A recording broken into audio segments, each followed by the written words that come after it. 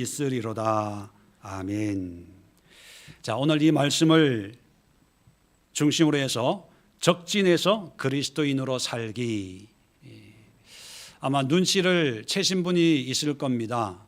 요즘 계속해서 주일 말씀이 그리스도인으로 사는 것에 대해서 말씀을 시리즈로 전하고 있구나는 것을 아마 느끼실 겁니다. 첫 번째 시리즈 제목 혹시 기억나십니까? 네, 소돔에서 그리스도인으로 살기. 자, 두 번째, 일상에서 그리스도인으로 살기. 세 번째 혹시 아십니까? 적진에서 그리스도인으로 살기. 자, 오늘 137편의 이 내용은요, 예루살렘이 멸망하고 성전이 무너지고 바벨론으로 포로로 끌려간 그런 포로 수용소에서 불려진 노래입니다. 그렇게 보면 이 137편을 노래하고 있는 이 배경은, 무대는 바벨론 강가 1절에 있죠. 포로 수용소입니다. 그리고 분위기는 무겁고 암울하고 희망이나 소망이 전혀 없는, 모든 것이 무너진 상태, 우리가 그런 표현을 하죠. 총체적 난관인 그런 상황에서 노래하고 있는 고백이 137편입니다. 그렇게 보면 이 137편의 상황이 바벨론이라고 하는 어떤 적진 속에 포로라고 하는 어떤 유배당하는 그런 유대인들이 부르는 노래이기 때문에 오늘날 같은 이런 상황, 이런 여건하고는 상관이 없는 게 아니냐라고 생각할 수 있지만, 오늘날 21세기 우리 그리스도인들의 삶을 보면 정치적으로, 물리적으로 어떤 외세에 의해서 일제 식민지처럼 지배당하고 이러지는 않습니다. 그런데 오늘날 우리를 지배하고 있는 것들이 꼭 총칼의 문제가 아니지 않습니까? 심리적으로, 영적으로, 환경적으로, 상황적으로 뭔가 이렇게 눌려 있고 매여 있고 사로잡혀 있는 그런 상황. 그렇게 보면 오늘날 우리 그리스도인들도 세상 속에 교회를 세우고 신앙생활하고 또 믿음생활하고 있지 않습니까? 그런데 오늘날의 이 세상이라고 하는 그 존재가 한때는 교회가 세상을 지배했던 적이 있었습니다. 교회가 세상 나라의 왕을 바꾸는 힘이 있었고, 모든 문화, 예술, 학문, 건축, 음악부터 모든 것이 교회로부터 나와서 교회의 영향을 받았던 그런 때가 있었습니다. 이런 때를 우리가 역사 속에 크리스챈돔 이렇게 부릅니다. 크리스찬과 킹돔을 합성해서 크리스챈돔, 이게 중세 시대지요. 그때는 교회의 권위가 세상을 압도하는 그런 시대였습니다. 그런데 오늘날 우리가 살고 있는 이 시대를 보면 교회가 세상을 압도합니까? 세상의 교회를 압도합니까?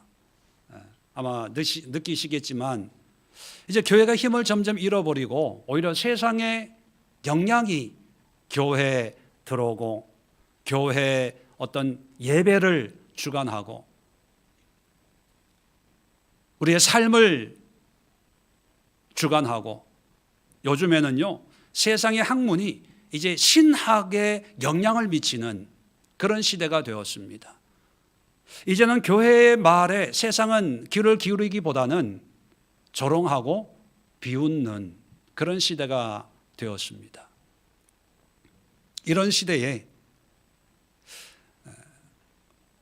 바벨론에 끌려간 유대인의 모습은 아니지만 어쩌면 영적으로, 심리적으로 이 세상 속에 사로잡혀 있는, 매여 있는 또 다른 유배지, 포로의 모습이 우리 그리스도인들의 모습이 아닐까. 믿음은 있는데 믿음의 능력이 나타나지 않고, 하나님이 살아계심을 믿긴 하는데 살아계신 하나님이 눈에 보이게 역사를 하지 않는 거예요. 유대인들에게는 이방신이 여호와신보다 더 크게 느껴지는 상황 아닙니까? 유대인들이 예배를 안 드렸을까요? 제사를 안 지냈을까요? 바른 신앙은 아니었겠지만 나름대로 열심히 믿음 생활을 했는데 결과가 이거야? 우리가 믿는 하나님은 어디 있는 거야? 내가 헌신한 그 헌신의 결과가 포로야? 여러 가지 회의와 의심과 무기력함에 빠져 있었던 것처럼 오늘날 우리 신앙을 가지고 이 세상을 살아가고 있는 그리스도인들의 마음속에는 또 다른 무기력, 기도한다고 돼? 믿는다고 돼?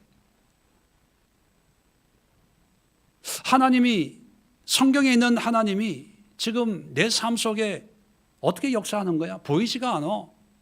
오히려 믿지 않는 사람들이 더 잘 되는 것 같고 믿음과 상관없이 사는 사람들이 더 행복한 것 같고, 근데 난 믿음이 있다는 나는 왜 이렇게 우울하지?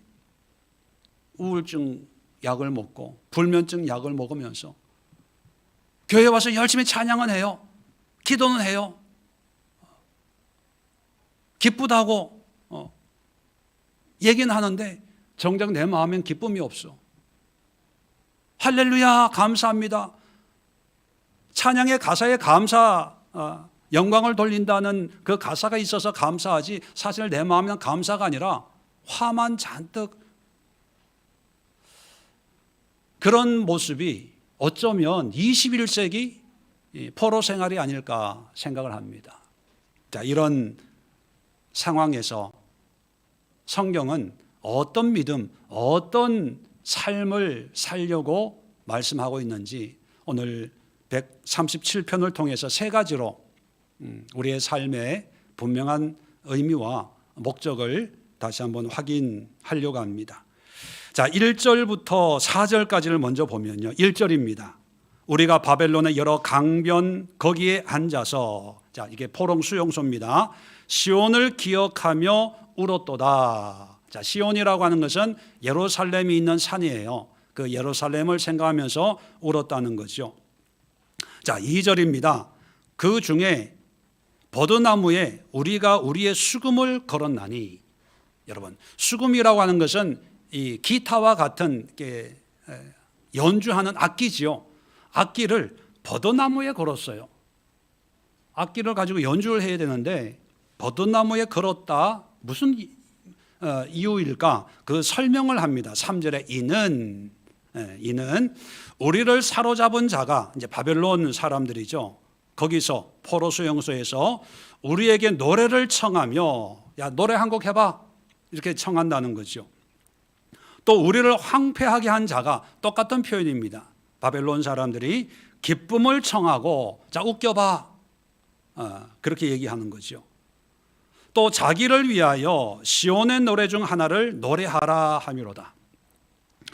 시온의 노래 중 하나 뭡니까? 시온의 노래라고 하는 것은 하나님을 찬양하는 노래. 우리가 뭐 CCM, 찬송가 뭐 이런 것처럼, 자, 바벨론 사람들이 포로 수용소에 있는 유대인들을 향해서, 야, 우리를 즐겁게 해봐, 노래 하나 쫙 시원하게 한번 뽑아봐, 그리고 찬송가 한번 해봐, 이렇게 얘기를 한다는 거죠.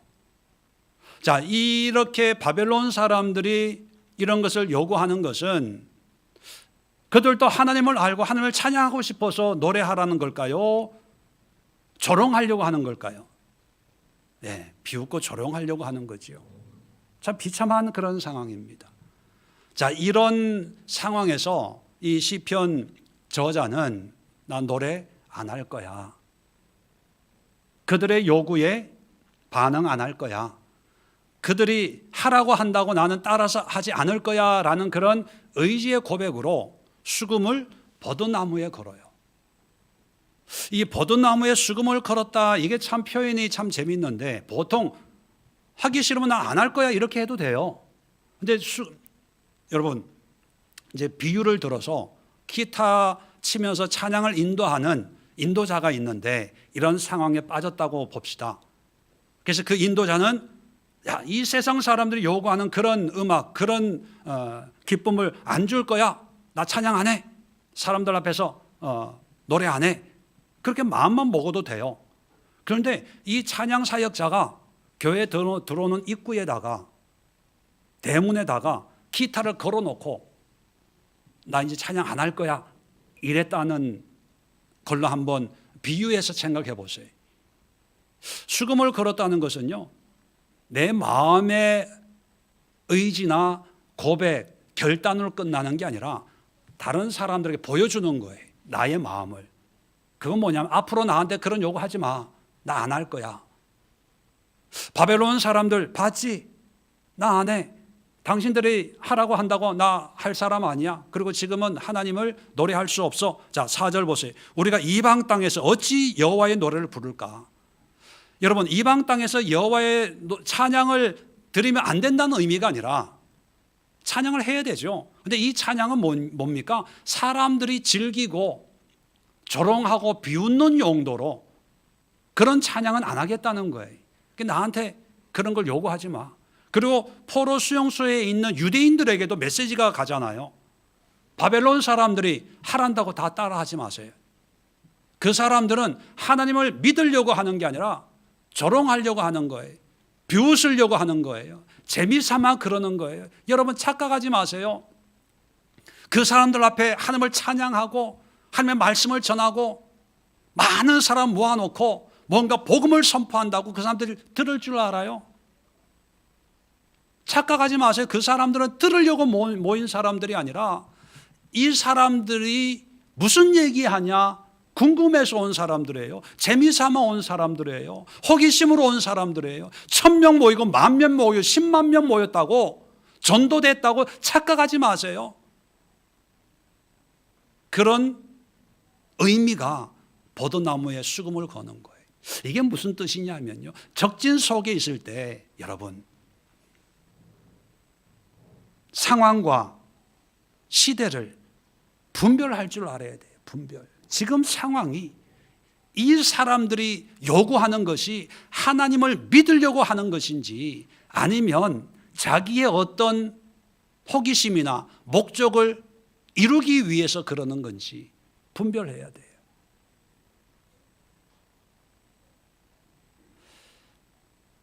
지금 바벨론 사람들이 요구하는 것을 오늘날 우리 상황에서 보면 세상이 우리 믿는 자들에게 뭔가를 요구해요. 믿는 사람은 이렇게 살아야 되는 거 아니야? 교회는 이래야 되는 거 아니야? 믿는다면 뭐 착하게 바르게 살아야 되는 거 아니야?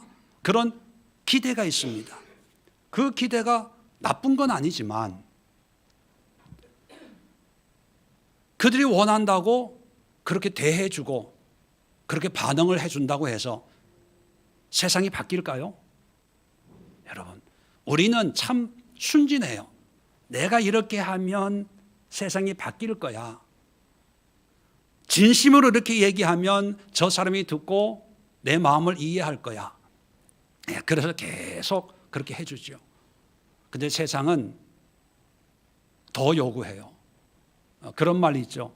하나 해줬더니만 2개 하라고 그러고 2개 하라 그랬다면 3개 하라고 그러고 그러다가 9번은 잘 해줬는데 마지막 10번째 하라고 해서 이제 깨닫고 이 사람들이 믿으려고 하는 게 아니라 나를 이용하고 재미삼아 놀리려고 하는구나 이걸 깨닫고 10번째는 안 해줘요. 그러면 지금까지 한 게 다 뭐가 됩니까? 허사가 돼요. 우리가 물론 전도해야 됩니다. 복음을 전해야 돼요. 그런데 그것은 세상이 원하는 방법이 아니라 성경이 말하는 방법으로 전해야 돼요. 예수 믿으면 축복받습니까? 예수 믿으면 질병이 치료가 돼요? 예수 믿으면 모든 게 문제가 해결됩니까? 저는 해결 안 되더라고요. 오히려 더 인생이 꼬이더라고요. 예수 믿고 제일 고생한 사람이 저예요. 예수 믿기 전까지는 편했는데 믿음으로 살려고 하니까 힘들어요. 뭐 편해, 기쁘고 자유롭고 뭐 저는 아니더라고요. 그런데 왜 예수를 믿고 목사까지 됐을까요? 저는 그 안에 진리가 있기 때문입니다. 돈보다 더 귀한 진리, 고침받는 것보다 더 귀한 구원이 있고, 부자가 되고 명예를 얻고 사람들이 인정받는 것보다 거기에 예수님, 하나님이 있기 때문에 그걸 위해서 믿음으로 사는 거거든요. 그런데 세상은 예수에 대해서 관심이 없습니다. 하나님에 대해서 관심이 없습니다. 세상은 그저 자기가 원하는 대로 착하고 선하고 봉사하고 일하고, 그걸 많이 하면 박수 쳐줘요. 야, 이 교회가 교회를 학교를 세웠대, 병원을 세웠대, 뭐 이렇게 뭐 구제를 한대, 북한 선교를 한대, 뭐 노숙자 사역을 한대. 교회가 이래야 되는 거야. 이런 사역을 해야 되는 거야. 세상에 박수를 쳐줘요. 그 박수 소리에 더 열심히 하는, 더 열심히. 그리고 자랑해요. 우리가 이렇게 하고 이렇게 하고, 어디에 갔더니만 학교를 지어달라고 그래서 학교를 지어주고, 병원이 필요하다 그래 병원 세워지고, 야, 우리 교회 멋있는 교회. 여러분, 지금 세상이라고 하는 적진 속에 우리가 믿음을 가지고 예수의 복음을 가지고 사는 사람은 어떤 모습이 되어야 되냐? 1절 보세요. 1절 끝에 보면 여러 강변 거기에 앉아서, 포로 수용소라 그랬죠. 자, 어떻게 해야 되냐? 시온을 기억하며 울었도다. 우리는 울어야 돼요. 왜요? 무너진 하나님의 나라, 세상을 복음으로 변화시키지 못하고 오히려 세상이 우리를 변화시키려고 하는 이 세상의 엄청난 세력 앞에 무기력한 나의 신앙, 무기력한 교회의 모습, 종이 호랑이처럼 말로만 천지 창조하신 하나님을 선포하지만 세상에서는 여지없이 존재의 가치조차 드러내지 못하는 믿음의 무능함에 우리는 가슴을 찢어야 돼요. 회개해야 돼요. 하나님, 주님이 십자가를 통해서 나를 구원한 구원의 삶이 고작 요거밖에 안 됩니까? 그저 내가 열심히 일하고 열심히 공부하고 열심히 살아서 교회 나오고 헌금하고 뭐하고 애들 키우고, 이게 예수의 십자가에 대한 결과가 이겁니까? 예수님이 나를 위해서 죽으신 그 결과가 기껏해야 먹고 사는 문제 해결받는 이겁니까? 이거 외에 다른 게 없을까요? 하나님, 보여주세요. 알게 해주세요. 깨닫게 해주세요. 왜 우리가 이 지경에 놓여 있습니까? 가슴을 찢고 회개해야 돼. 세상 사람들의 기뻐해봐, 즐겁게 해봐, 노래해봐, 거기에 맞장구 쳐서 거기에 막 찬양하고 기뻐하고 즐거워하고 하하호호하고, 그러면서 세상 속에 들어가는 교회, 세상과 하나가 되는 교회,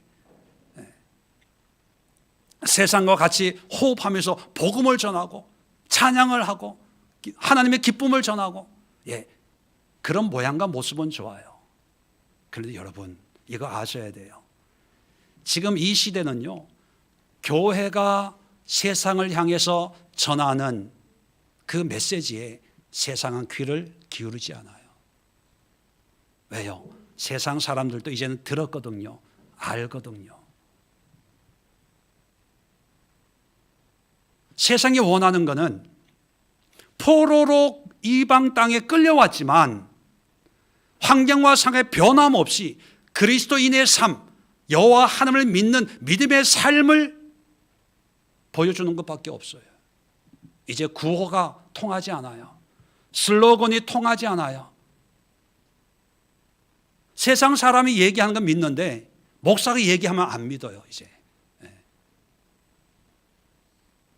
세상 어떤 단체에서 하면은 인정을 해요. 근데 교회가 하면 교회 예수 믿는 것들 뭐 조그만 뭐 일 하나 해놓고 저렇게 또 공치사하고 예수 믿는 것들은 다 저래. 이제 그렇게 돼 있어요. 자, 이런 상황에서 세상과 대화하면서 그들의 요구를 들어주는 것이 복음의 진보일까요? 그렇게 보이지만 결국은 그것이 세상에 오염되고 세상에 먹히는 겁니다. 우리가 지금 해야 될 것은요, 우는 거예요. 회개하는 거예요. 가슴을 찢고 통에 자복하는 거예요. 자, 그러면서 두 번째 우리가 해야 될 게 말씀으로 돌아가야 됩니다. 자, 5절 6절 보면 예루살렘아 내가 너를 잊을진대 내 오른손이 그의 재주를 잊을지로다. 이게 뭐냐면, 자, 5절 잘 보면 예루살렘아 내가 너를 잊을진대, 내가 너를 잊는다면 그런 뜻입니다. 내 오른손이 그의 재주를 잊을지로다. 이제 이 수금을 타는 연주자인데 내가 이방 땅에 포로로 끌려왔지만 예루살렘을 잊는다는 것은 내 오른손으로 수금을 치는 그 기술을 잊는 거나 똑같은 거야, 이런 의미입니다. 이 얘기는 뭘까요? 잊지 않는다는 거예요. 잊을 수가 없다는 거죠. 여러분, 자전거 타는 걸 배우면 이제 자전거를 타다가 무슨 일이 있어서 한 5년 동안 자전거를 탈 일이 없어요.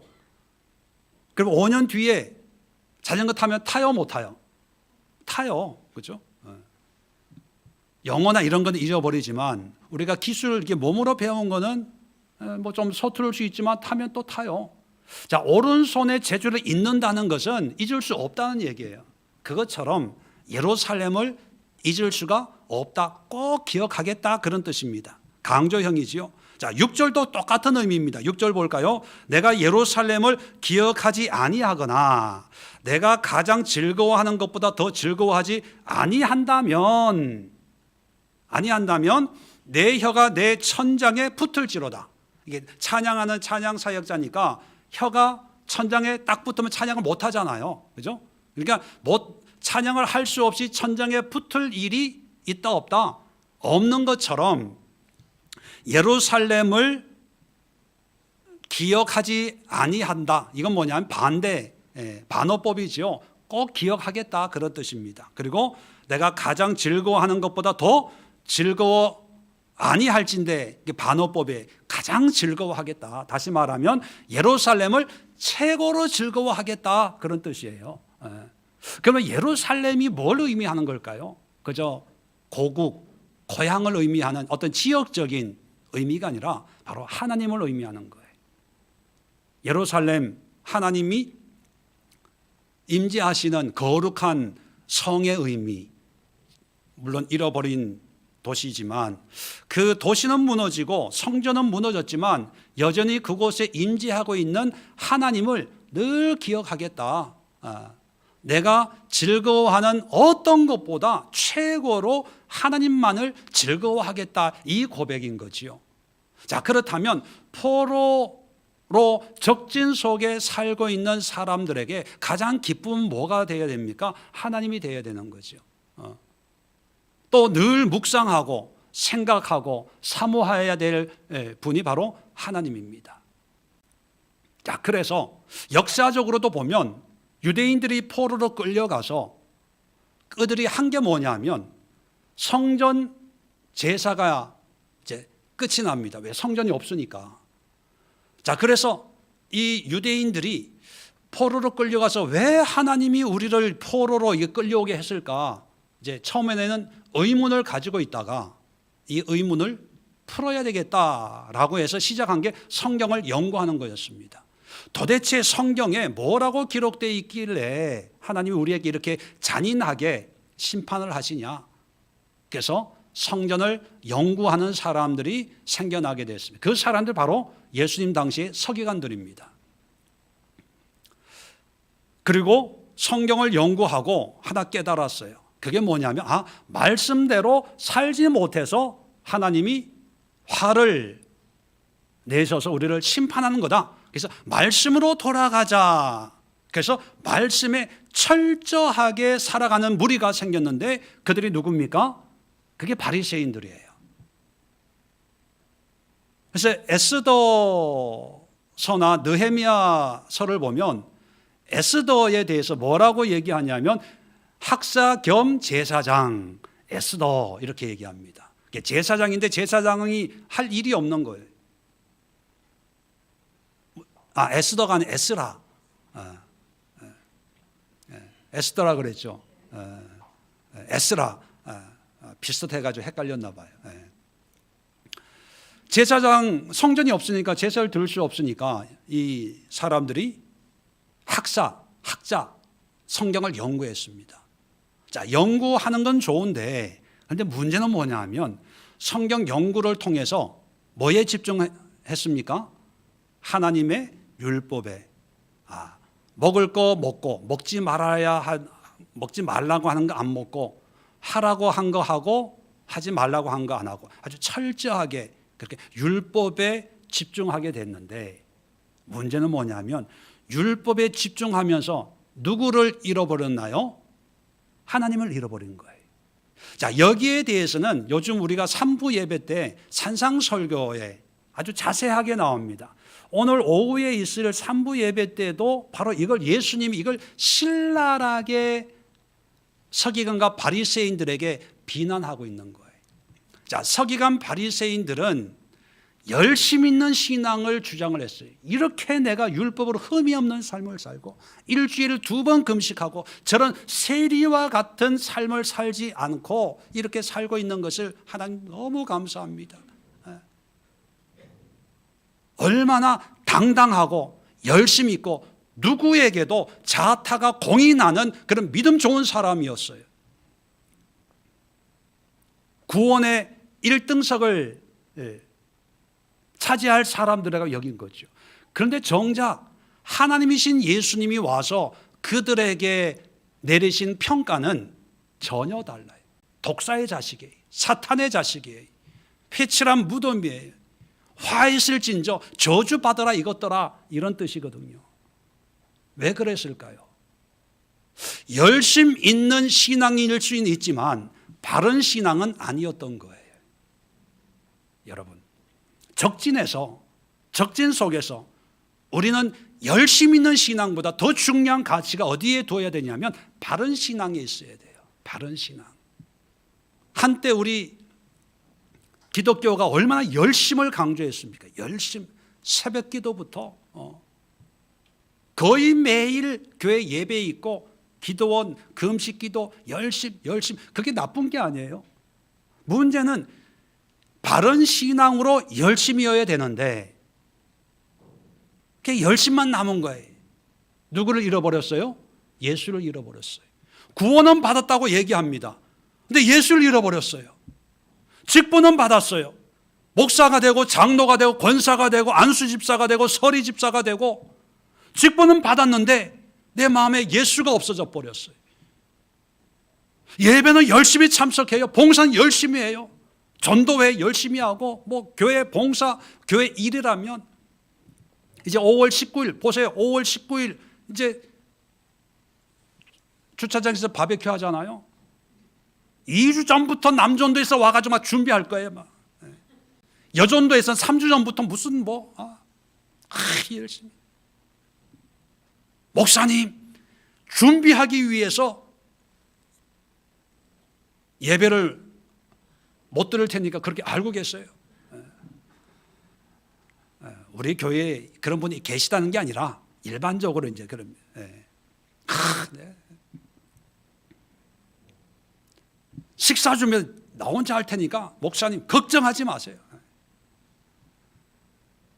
그럴 때 우리는 박수를 쳐줘요.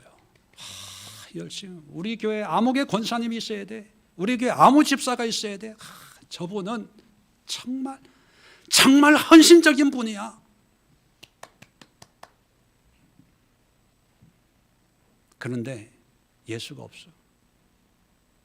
너무 열심히 봉사하다가 예배 때는 늘 졸아. 근데 축도 전에는 반드시 깨요. 성령의 감동으로. 권사님 왜 이렇게 예배 때는 그렇게 주무세요? 그러면 또 드럼 풍어는 있어가지고 목사님 사랑하는 자에게 잠을 주시잖아요.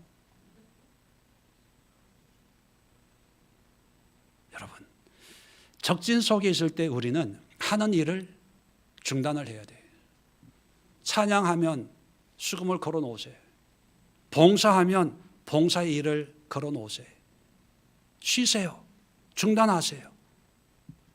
그리고 뭘 해야 되냐 하면 바른 신앙을 위한 바른 말씀을 깊이 있게 묵상하는 거예요. 하나님의 의도를, 하나님의 뜻을. 예수님이 산상설교에서 말씀하신 게 이거예요. 살인하지 말라는 말을 너희가 들었거니와 나는 너에게 말하노니, 형제에게 나아가 이 바보 멍충이 하는 사람도 살아난 거야. 그건 뭐냐면 형제에게 나쁜 말 하면 똑같이 지옥 간다는 의미가 아니라 살인하지 말라라고 하는 그 말씀 속에 담겨져 있는 하나님의 의도가 있는데 그거에 대해서는 무관심하고 그냥 살인하지 말라는 말 한마디, 그래서 난 살인 안 했어, 그래서 난 율법을 지키는 거야. 속으로는 찢고 뽑고 싸워도. 그래서 유대인들은요, 매를 때릴 때 40대를 맥시멈으로, 40대 이상 때리면 죽는다고 생각해서 40대를 때리는데 항상 하나를 39대까지 때려요. 죽기 전까지, 죽지만 하면 된다고 생각하는 거죠. 이게 형식적인 거예요. 그게 율법적인 거죠.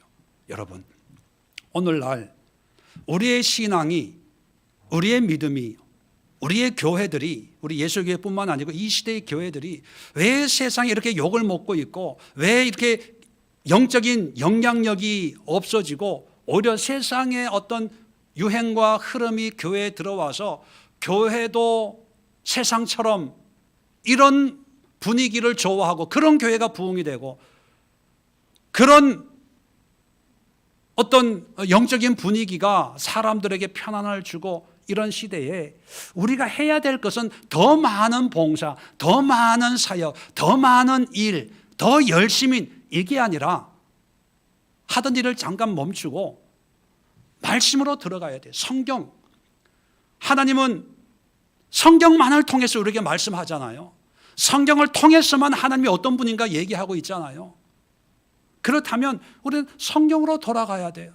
제가 이해하고 싶어도 이해되지 않는 사람들이 누구냐 하면 신앙생활 열심히 30년, 40년, 50년 모태 신앙인데 성경은 열어보지 않는 사람.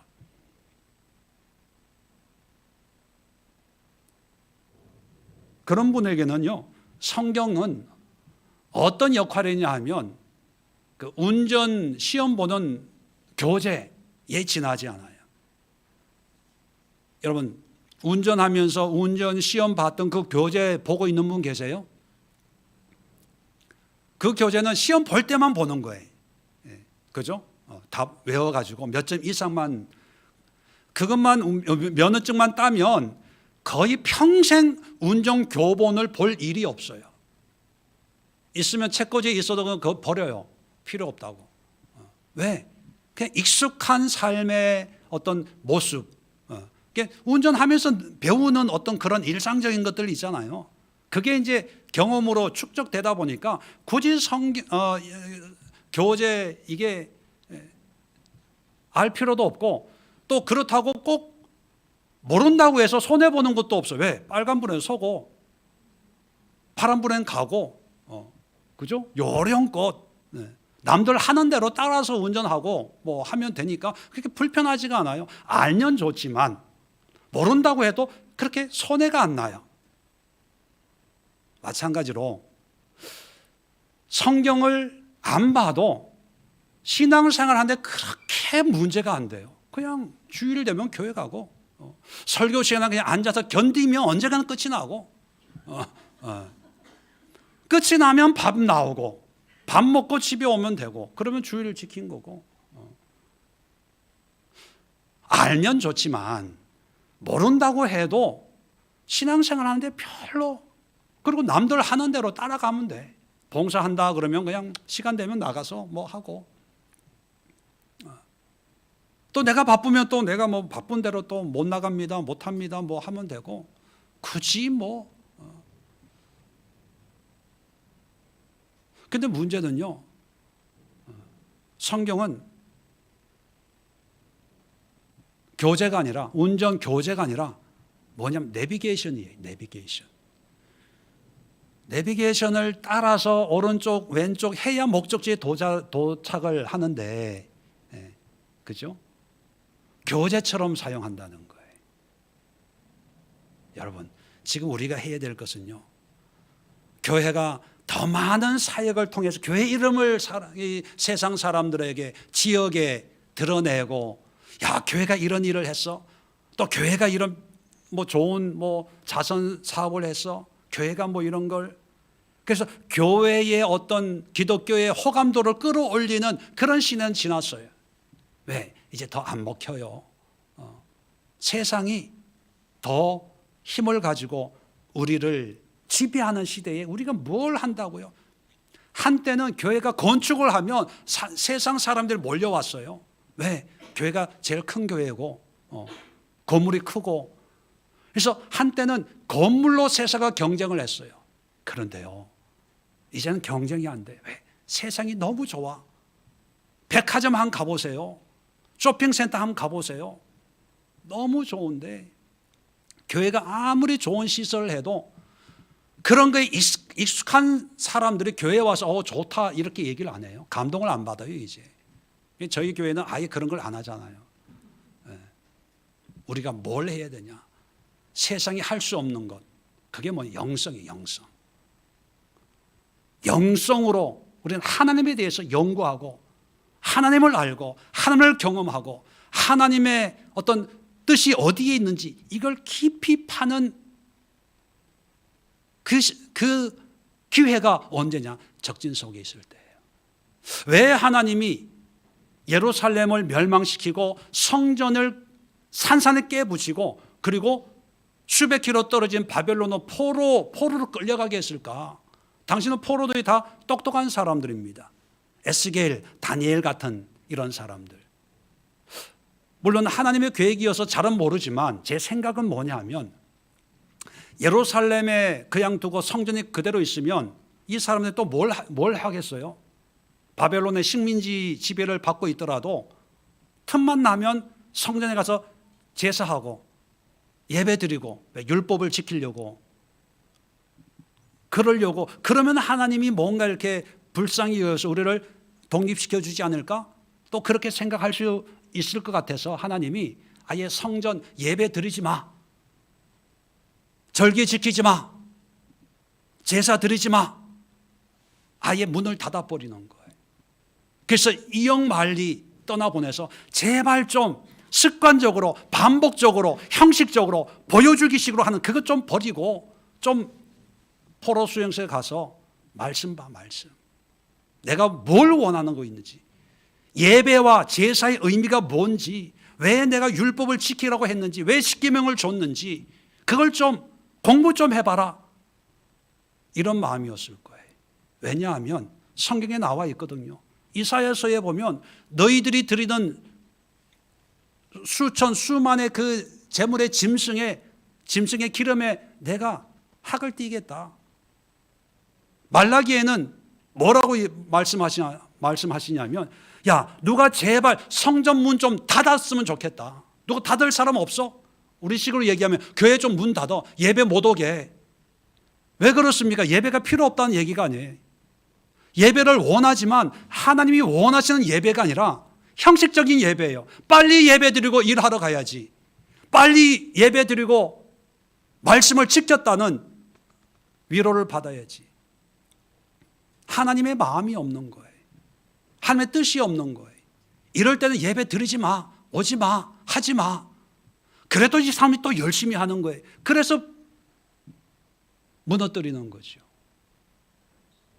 그래서 세 번째, 우리가 적진 속에 있을 때, 세상 속에, 바벨론의 문화 속에 있을 때 우리가 해야 될 게 뭐냐면 영적인 것을 분별해내야 됩니다. 자, 세상 사람들이 요구하는 것, 언뜻 보면 좋아요. 인기가 올라가는 거죠. 재밌게 해봐, 기쁨을 줘봐, 노래 한번 해봐, 와 잘하네.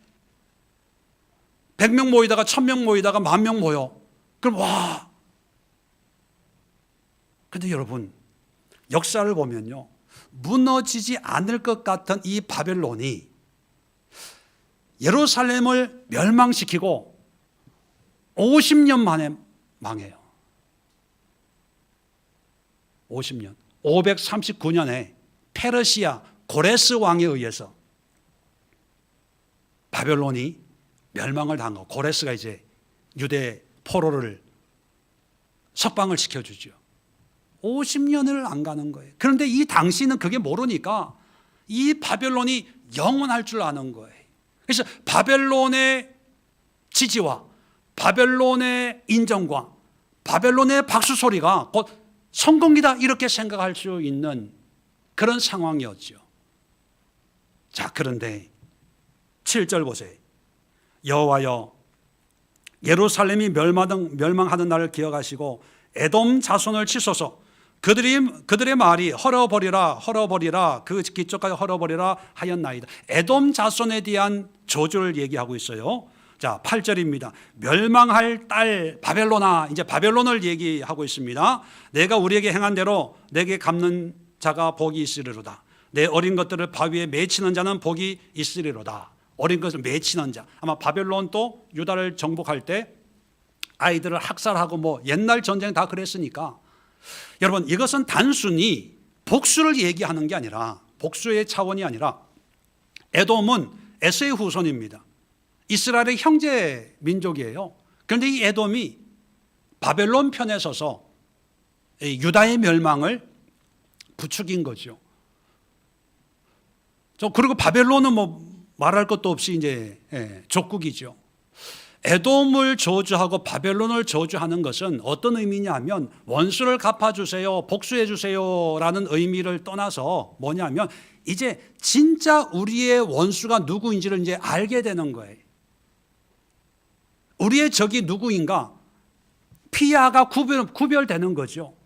옛날에는 야, 바벨론이, 예레미야가 자꾸 바벨론이 쳐들어오고 뭐 이사야 선지자가 뭐 그래도 설마 그렇게까지, 또 굳이 바벨론을 대항하기 위해서는 하나님이 아니라 애굽의 도움을 좀 받아서 뭔가 이렇게 하면 문제를 해결되지 않을까, 그런 생각을 했거든요. 긴가민가. 그런데 이제 나라가 망하고 포로로 끌려가는 걸 경험하면서 이제 적과 아군이 구별이 되고 참과 거짓이 구별이 되고, 영원한 것과 세상적인 것, 영원하지 않는 것이 이제 구별이 되어서, 영원하지 않는 것, 적을 알기 때문에 이제 그 적을 무찌르기 위해서 이제 기도가 구체적이 되는 거예요.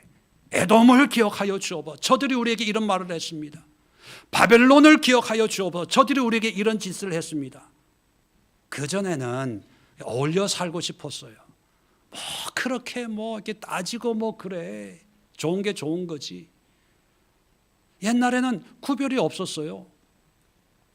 근데 적진 속에 사로잡혀서 가보니까, 아, 하나님의 말씀이 이거였구나. 아, 적들의